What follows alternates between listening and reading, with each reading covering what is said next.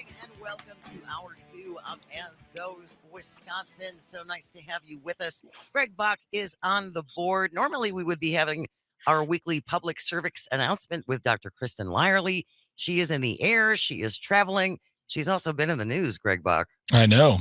Just a little bit. Just a skosh. Just a skosh. But what better way to, in place of Dr. Lyerly, talking to a dude?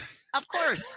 So it's not necessarily a cervix announcement, but it's a different kind of announcement. It's a public dude Vix announcement. I don't know. I got nothing. Our guest is J. Tyler Menz, who is a stand-up comedian, a good friend of Greg's, and he's also a stay-at-home dad. Good morning, Tyler. How you doing? Hey, gang. It's such an honor to fill in for a doctor. It's been a life dream of mine. So.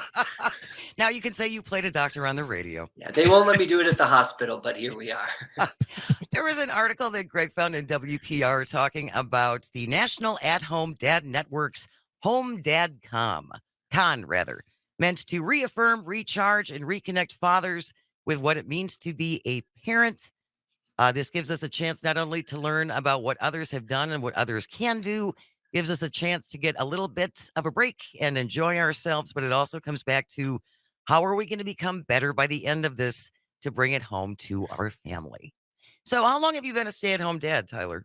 My oldest turns 5 in November, so about 4 or 5 years. About 5 now. years? Yeah, I worked part-time a little bit during that time, but for the most part, that 4 or 5 years. And was this a big discussion between you and your wife? I'm curious how you came to this decision. Yeah, I think for us it was kind of just kind of how the cards played out. Like I'm a former school teacher as well. I taught 3rd grade for about 6 years, and my wife is a CPA, so like financially it made sense for the person working on a school teacher's salary to not stay home. I'm shocked. I'm sorry. I have to stop. I'm shocked that a CPA actually makes more than a 3rd grade teacher. It's crazy. It's crazy. Know. 3rd grade Catholic school teacher. That's It was. I made less than my public school equivalent. So, So for us, it was. I was already kind of capable taking care of children. Sure. And knowledgeable about childhood development, and also we didn't want to be super poor. So, and we've talked about this for many, many months, and this will be an ongoing conversation about the child care crisis in this country and how paying for child care for 1 year is more expensive than a mortgage payment. It's wild. I was talking to a friend of mine, and they were like, by the time I'm done paying for childcare for my 2 kids, I will have spent the equivalent of sending them to college. Yeah. It's nuts. It is. That's insane. So when you first started staying home, did anything surprise you by being the stay-at-home parent? You know what surprised me, I think the most was it was just how much credit I would get from random strangers for being a stay-at-home dad.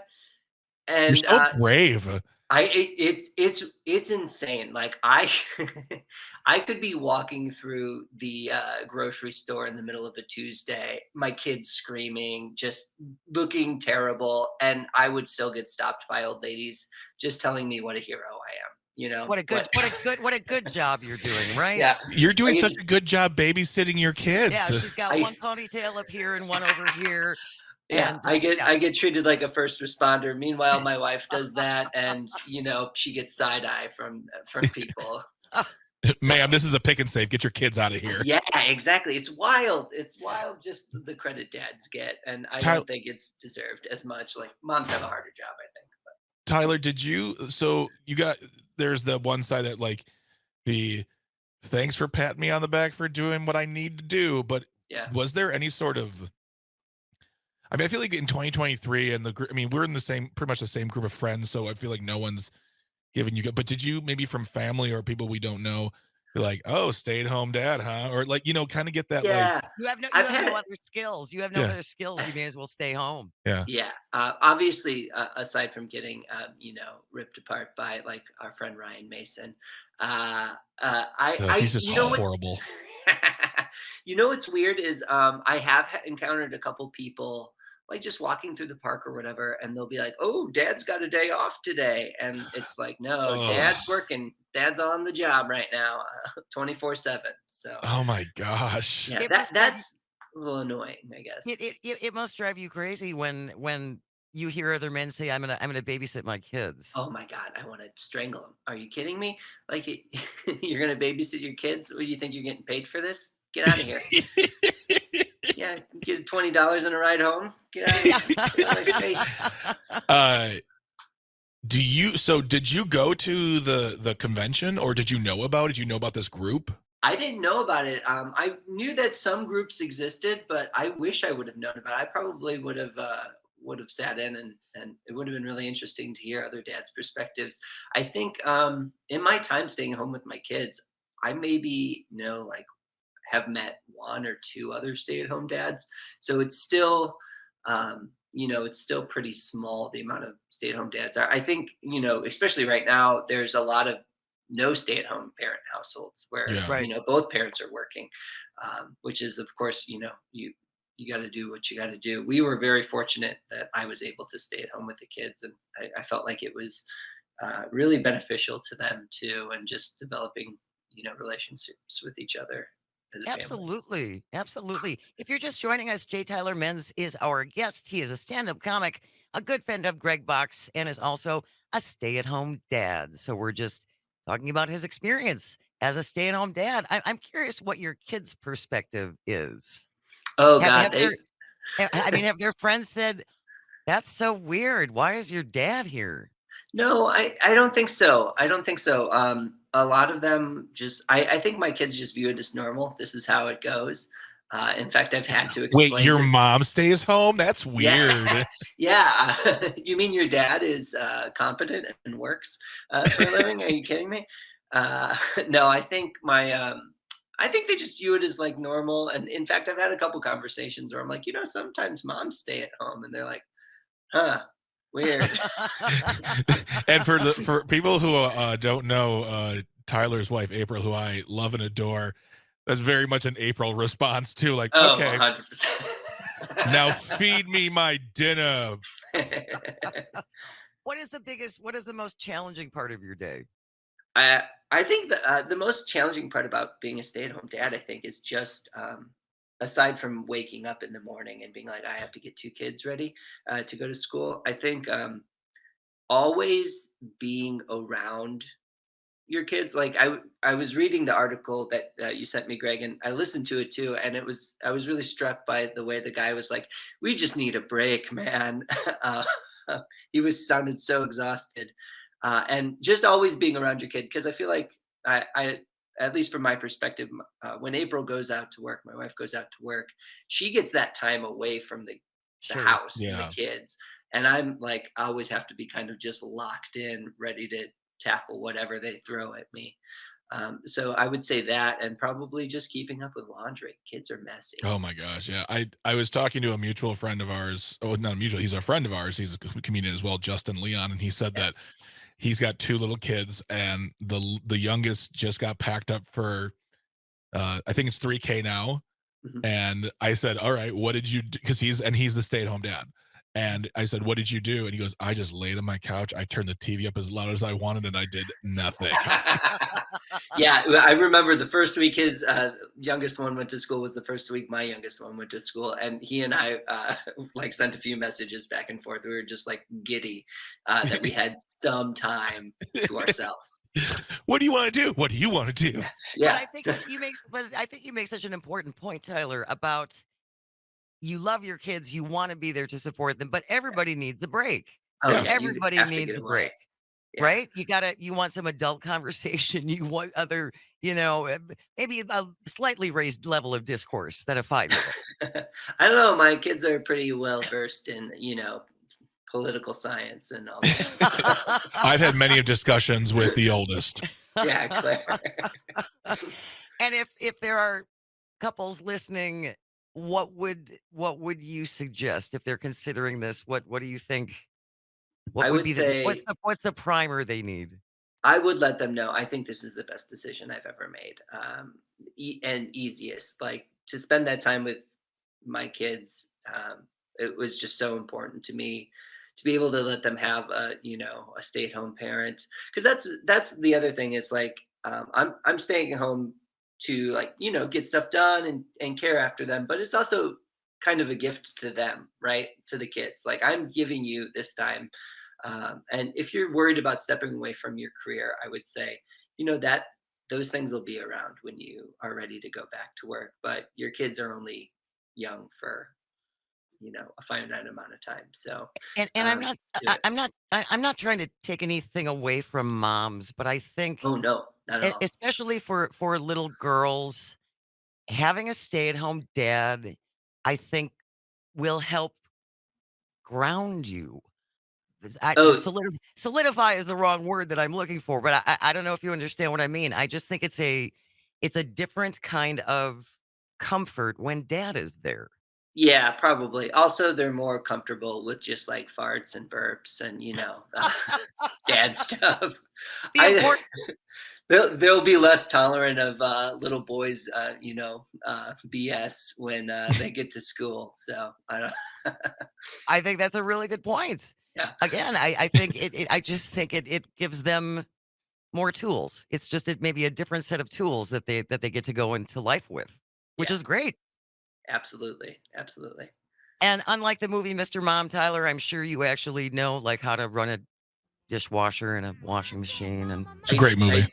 I I do. I've got a apron, frilly apron too. I wear around the house. So yeah, I lean into it. That's my whole thing. you got to embrace it. You got to own it. Well, it was delightful talking to you. Thank you so much for joining us. I don't know. I assume they're duct taped to a wall somewhere because I don't see them in your house right now. I'm on the road, so I've got grandma watching them this Oh, week. Grandma's got them. All right. Yeah. Thank you so much, J. Tyler Menz. We are coming up against the break. Please stay with us. You are listening to As Goes Wisconsin on the Civic Media Radio Network. Welcome back to As Goes Wisconsin. Jane Matnair in for Kristen Rye. Greg Bach is on the board. Normally, Dr. Kristen Lyerly would be here at this time for our public service announcement, but she is traveling. I believe she's going to D.C., so she will be back with us next week at 11 o'clock on Thursday. If you ever have a question for her about health, you can text it at 844-967-2789 or shoot us an email at asgoeswisconsin.civicmedia.us. Coming up in just a little bit, Paul Noonan, who writes about the Packers and the Bucks and all things sports. He will be joining us.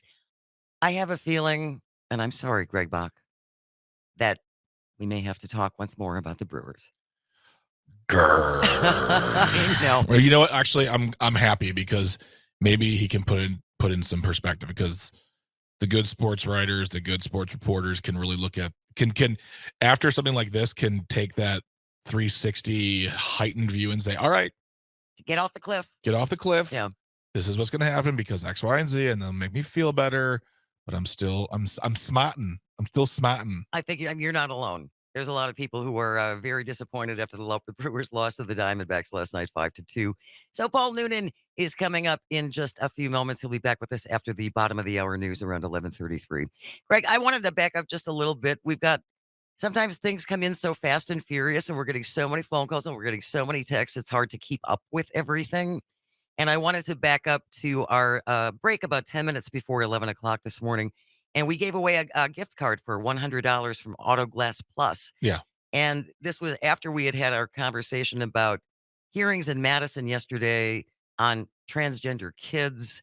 And Republicans want to ban treatment, gender affirming care for kids under the age of 18. And of course, ban transgender athletes from participating in sports. And our winner for that $100 gift card was Bob, who called in to talk about his grandchild, who is transitioning, and the difficult time that child has had, and the number of suicide attempts. And now things are getting better, and it's a long process. But we got a couple of texts related to that I wanted to share. from the 262. I'm really appreciative of a radio station like you all that have a heart for issues like this and for people like this. Thank you. You are most welcome. That's part of what we want to do here. They are the people like Bob, people like his grandson. I believe he said it was Nicola. Nico. They're part of our family. They're part of this group. They're part of us. And as someone who is part of the queer community myself, this is important. And people like Bob are important. Oh, so important. And that goes to another text that we got from the 608. A grandpa like Bob saved lives. Yes. Absolutely true. Absolutely true. Do your research, people who think you know about this, but don't. This sort of legislation, these sorts of rules and regulations, they lead to the harm of children. Yes. And you don't want to admit it, is on your hands when you enforce things like this. When you enforce laws, enforce rules and regulations that make children who are already hurting hurt more. Yeah, you could have done more. I can't, right? You can't argue with that. I just don't understand why we think it is a politician's place to make the decision for the parents. That makes no sense to me. It's completely, I just don't get it. I just don't get it. I mean, we had Bob call, but I would love to. I mean, are there any parents who are listening right now who have children who are trans? You don't have to tell us anything beyond other than the fact that you were late. How do you feel that the state wants to take away your decision making, your rights, your freedom? How do you feel about that?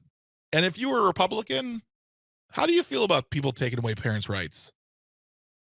Tell us. I want to hear that from you. 844-967-2789, 844-96-PARTY. We also just got done talking to J. Tyler Menz, who's a stand-up comic and a stay-at-home dad. We were talking about stay-at-home dads. Texter 262, being a dad who spends a lot of time with his daughters, there is nothing more insulting than being told when it's just me with my kids, good for you for babysitting today. This is the male equivalent of a female being told that her place is in the kitchen. Yeah, I wanted to say really quick, we didn't get a chance to say it while he was on the air. Jay will be opening for Todd Barry at the Milwaukee Comedy Festival show at Shank Hall tonight. Tonight. So he's opening for Todd, right? He opened up for Todd last night. He's one of Todd's Midwest openers. And tonight at Shank Hall, Todd will be headlining. Tickets are still available. You can see Jay Tyler feature, and then we have Chris Schmidt hosting, but he will be there if you want to meet him and give him a high five or come to the show. mkecomedyfest.com. Sorry to plug, but I wanted to plug Tyler. I'm glad you did. No, I think that's great. And because this weekend's going to wrap it up, right, for the Comedy Fest. Yeah, tonight we have 2 shows. Tomorrow we have 2 shows. Saturday we have 3 shows. Sunday we have 2 shows. Get out and laugh. Get out and laugh. Go get some grins. And it's mkefestival.com. mkefest.com. mkefest.com. Really decently priced tickets. Oh, yeah. You can't go wrong. You really can't. You can't go wrong. So, check that out. And stay close. Paul Noonan is waiting in the wings. We're going to kick around all sportsy things. I see him in our wings. We have a slightly different view than the people who are watching on the stream, but we know it's there. All right. Stay close. We have the bottom of the hour news is coming up momentarily. Stay close. This is As Goes Wisconsin, and you are listening to us on the Civic Media Radio Network. Totally care who wins. If there's a net or a hoop or a hole in the ground, I hope they get it in. If they want to go to all the bases, I hope they do. If they're supposed to run past a line or whatever, I hope they do that too. Sports go sports. They top their opponents numerically. Welcome back in the to As allotted Goes time. Wisconsin. Jane Matnair in for Kristen Bry. We have Greg Bach on the board, and joining us, it's going to hurt only to start with, and then we'll talk about other things. The one and only Paul Noonan, who writes a regular contributor for Acme Packing Company and as the baseball prospectus, Milwaukee. All right, Paul, let's get the horrible, painful Rip the Band-Aid off. Let's do it. Let's just jump into the Brewers loss last night to the Arizona Diamondbacks. Let's do it. Honestly, this one sort of cascaded from the moment Brandon Woodruff got hurt right before the playoffs started, which was a surprise to everyone, and he couldn't go.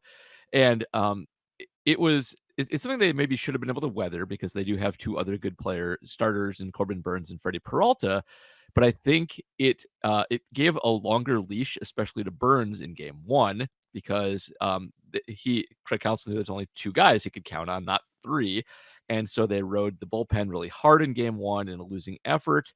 And then didn't have everybody there in game two. I think they would have gone to Devin Williams in a desperation situation in game two, but didn't because it all cascaded back to that. So losing game one was a crusher. And then last night, Freddie Peralta was so brilliant for 5 innings before giving up a home run. And if you just look at the stat lines for all the Brewers, it doesn't even look that bad. It's just that they hit so many singles, but couldn't string them together. They didn't hit any. They just didn't have any power, and really that was the difference in the series. Arizona hit a ton of home runs. They managed to step into a few at the right times and put up some runs that way. Put the Brewers behind the 8 ball, and the Brewers just hit singles and singles and singles and singles, and it just wasn't enough. Not enough lined up for them to score runs, which was kind of a problem all year. They were not a big power team. They were really just a walk and nibble kind of team, and this is what ultimately will bite them, and it's ultimately what did them in for the season. So it was disappointing, but they really did get outplayed. They got outmanaged, and they ended up getting outpitched too. So it was not great across the board for them. Paul, I mentioned earlier in the show that I was speaking to a friend last night about this. We were going back and forth. The conversation started with expletives and then moved into actual words. But she mentioned that this, we won the division again, but we lost in the first round. This seems to be a consistent thing. We don't make it far into the playoffs, and we seem to get picked off by teams that we are, by all accounts, should be better than. Yeah. What is this going to do for the team's prospects for good players? I mean, Keston here has elected for free agency. Other players who are on the team now, other players who are like, I don't want to go to Milwaukee. They're not serious. So what knock-on effect is this going to have now after 5 years out of 6 going to the playoffs and 2018 being the only real good year? So I'm not sure it's a huge change on that front, just because we were not a huge free agent draw in the first place. Okay. It's not how we get guys on reclamation projects. Like Jesse Winker's on the team, not because he was a hugely sought after free agent, but because he was a super flawed player who was available and needed to have a good season to bring himself back, which he did not do. So long term, I'm not sure it really impacts the Brewers that much, but I think they need to take a hard look at sort of the conventional wisdom on the playoffs in baseball and how it's changed, because conventional wisdom has been for the kind of forever that once you get into the playoffs, it turns into kind of random chance. It turns into kind of a crapshoot, and that if you're in, then you got a chance at the World Series, kind of the same as everybody else. But there's been a big change in baseball over the last decade or so. We always kind of thought that you couldn't really strategy your way to wins in baseball. That there's just, it's hard to hit. It's hard to control yourself getting hits. But the fact of the matter is things have changed drastically in how people manage their bullpens, in the realization that starters shouldn't see a lineup the third time through unless they're one of the truly elite of the game.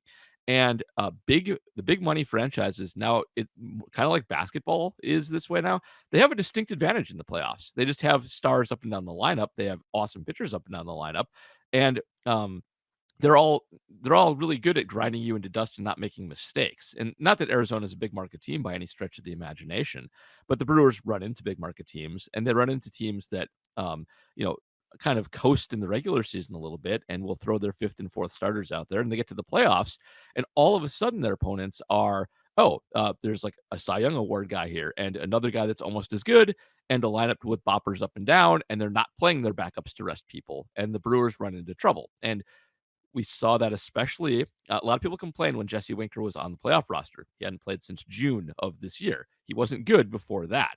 And the Brewers ended up pinch hitting him twice. The Diamondbacks did not have to pinch hit somebody of Jesse Winker's caliber. They had better players to put in, and that's the Brewers' problem. They keep running into this problem. They're good up front, but they get ground down, and then they turn into kind of a bad team. They need to fix that. They need to get deeper. They need to spend a little more money to shore up around the edges, which I'm sure their ownership doesn't want to hear. Nope. But this has been a consistent problem for small market teams in the playoffs for about a decade. And I'm glad you brought up payroll too, because payroll is something I've watched that in that 2017, 2018 year, in those years, we were above the median. Mm-hmm. We were.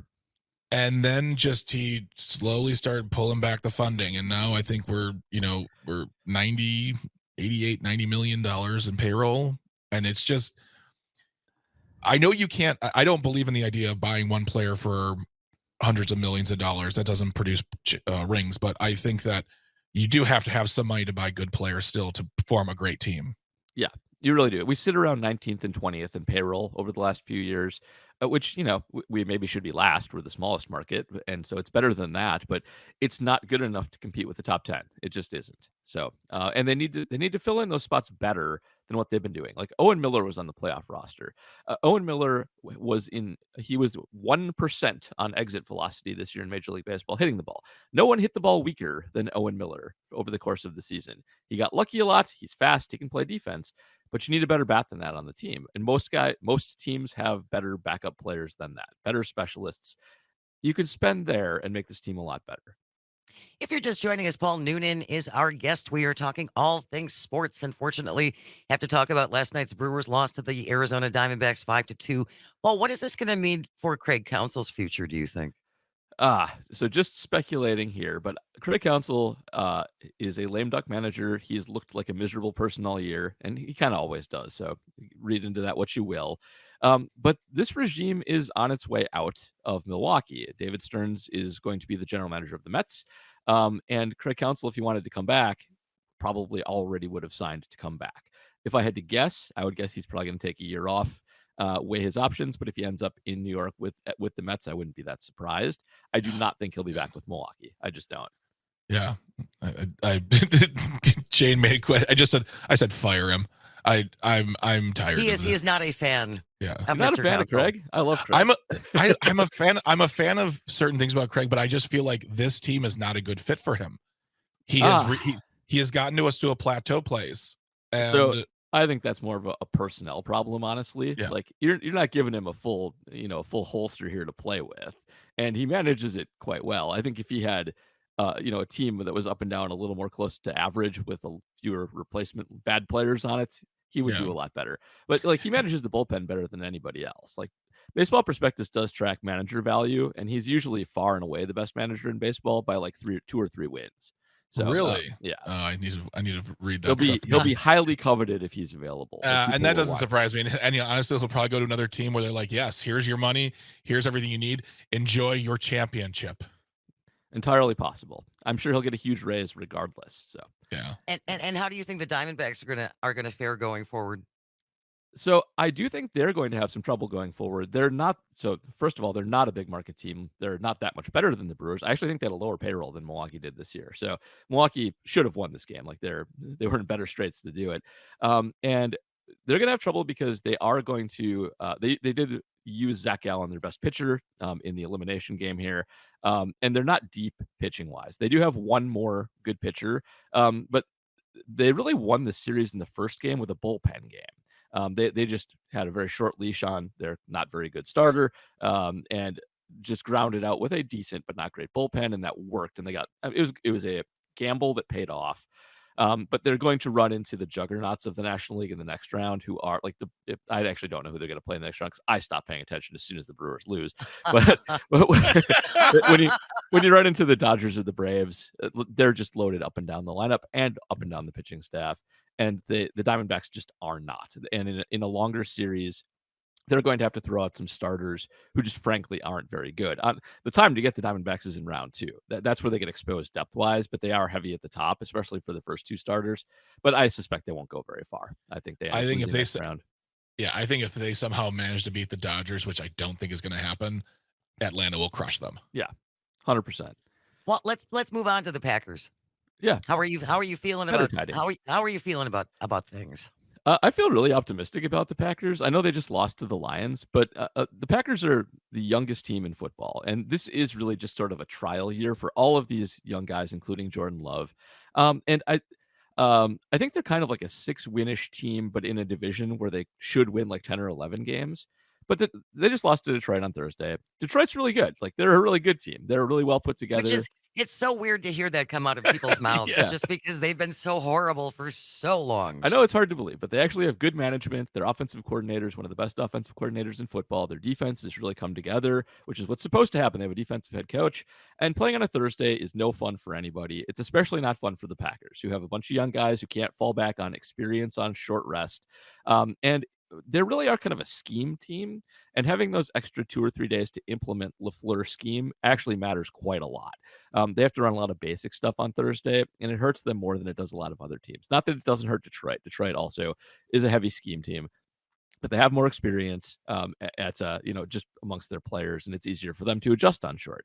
So they play Oakland next. Oakland's not any good. They're terrible. If the Packers lose this, I'll be very sad when I come on the show next. But Oakland's not really good at anything. They just came off a game against the Chargers where Khalil Mack used to be on the Bears, almost set the NFL sack record. He got 6 sacks on Jimmy Garoppolo against the Raiders. I suspect Rashawn Gary will have, even on a pitch count, like 3 or 4. And except for Devontae Adams, poor guy, who maybe will go crazy and beat us single-handedly, they don't really have anything on offense to brag about. So I'm pretty optimistic. So you think we'll be all right? I think we'll be okay. I think this one will be all right. I think they'll get healthy. They've had this 11 days off to get healthy. They'll have a lot of their line back, and they should be all right in this one. I'm pretty optimistic about it. I like it. All right. And one last thing I wanted to ask you. We only got a couple of minutes left. Yeah. But we talked to you about the big bucks trade last week with J.R. Radcliffe, but I wanted to comment on Lauren Holiday, Drew's wife, and the messages that they have been leaving. They bid farewell to the city in a social media post last week saying, Milwaukee, you welcome me and my family into your city, into your homes, into your hearts.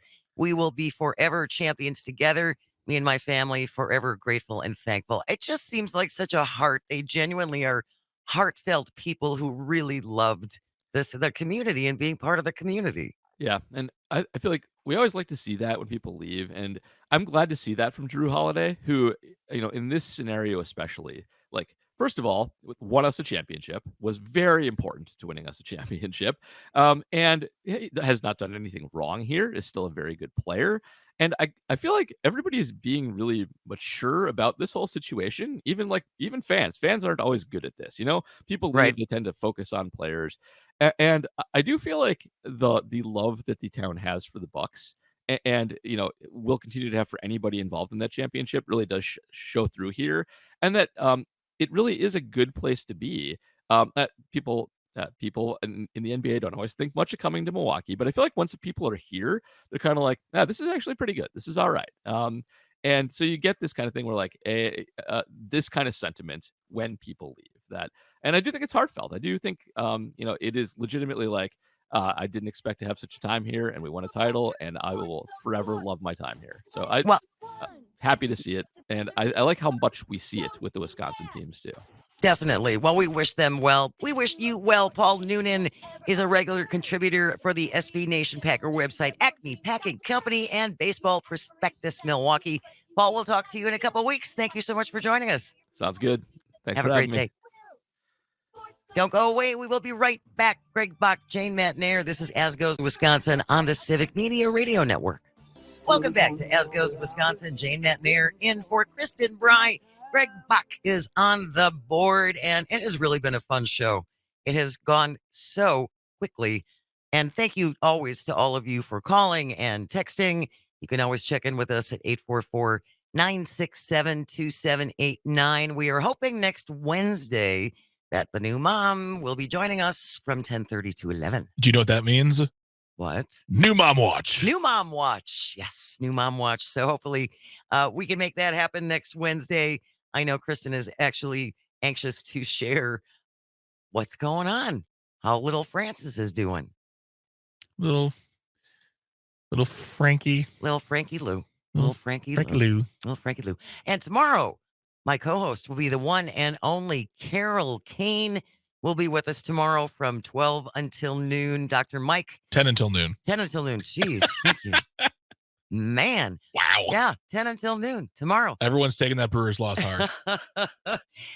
Dr. Mike will be here to fix your life in the second hour tomorrow from 11 to about 11:20. So if you have any questions for him, you need relationship advice, maybe you need some job advice, You can always text us at 844-967-2789 or shoot us an email at asgoeswisconsin.civicmedia.us. Right now, though, I don't know if you've heard about this, Greg Bach, and if you have teenagers at home, you're going to want to know this for sure. Wisconsin's road test waiver program ends December 31st. So starting next year, people 18 years old, under 18 years old, will have to complete an in-person road test at the DMV in order to get a license. Students 16 and 17 who have their required driver's ed, behind the wheel training, and 50 hours of supervised driving can apply for the road test waiver only through this December. They kicked it off in May of 2020 at the start of the pandemic.